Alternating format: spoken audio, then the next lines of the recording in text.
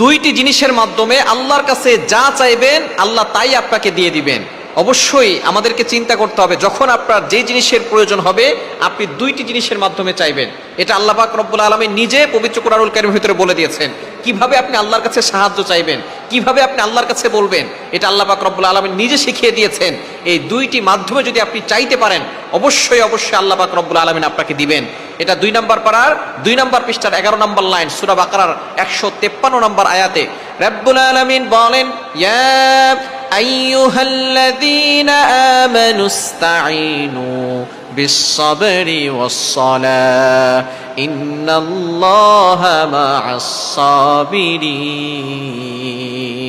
আল্লাহ পাক রব্বুল আলামিন ঈমানদারদেরকে ডাক দিয়ে বলছেন, ইয়া আইয়ুহাল্লাযীনা আমানু, ও ইউ হ্যাভ বিলিভার্স, হে ঈমানদারগণ, ইস্তাঈনু বিস-সাবরি, তোমরা আল্লাহর কাছে সাহায্য চাও 1 নম্বরে ধৈর্যের মাধ্যমে। ধৈর্য ধারণ করতে হবে। যদি কখনো কোনো বিপদ আসে, কখনো বালা মুসিবত আসে, কষ্টের ভিতরে পড়ে যান, 1 নম্বরে ধৈর্য ধারণ করতে হবে। যদি আপনি ধৈর্য ধারণ করতে পারেন আল্লাহ পাক রব্বুল আলামিন অচিরেই আপনাকে যতটুকু ক্ষতি হয়েছে বিপদ এসে তার থেকে বেশি কিছু আপনাকে দান করে দিবেন। যখনই আপনি বিপদে পড়ে যাবেন 1 নম্বর কাজই হচ্ছে ধৈর্য ধারণ করবেন। এটা আল্লাহ পাক রব্বুল আলামিন নিজে শিক্ষা দিয়েছেন। নবীদের দিকে ফোকাস করেন।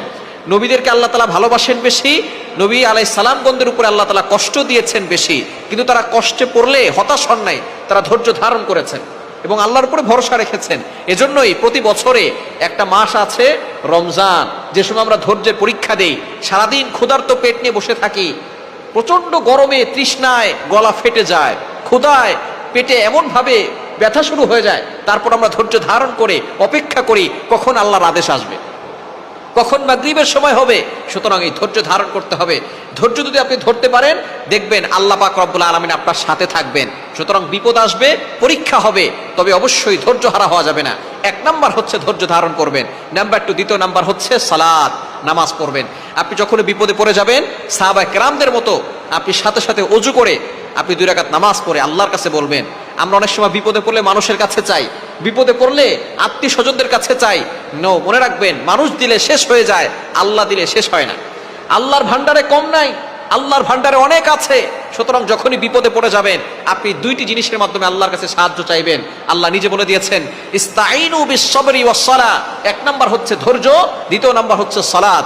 এই 2টা জিনিসের মাধ্যমে যদি আপনি আল্লাহর কাছে সাহায্য চান আল্লাহ পাক রব্বুল আলামিন আপনার সকল বিপদ দূর করবেন। আল্লাহ তাআলা আপনার কষ্ট দূর করবেন, আপনার চাওয়া পাওয়াগুলো আল্লাহ তাআলা কবুল করে নেবেন। এজন্য যখনই আপনি বিপদে পড়ে যাবেন, কোনো কিছুর দরকার হবে, প্রয়োজন হবে, আপনি 2টি জিনিস, 1 নম্বর হচ্ছে ধৈর্য এবং দ্বিতীয় নম্বর হচ্ছে সালাতের মাধ্যমে চাইবেন। আর আল্লাহ তাআলা বলে দিয়েছেন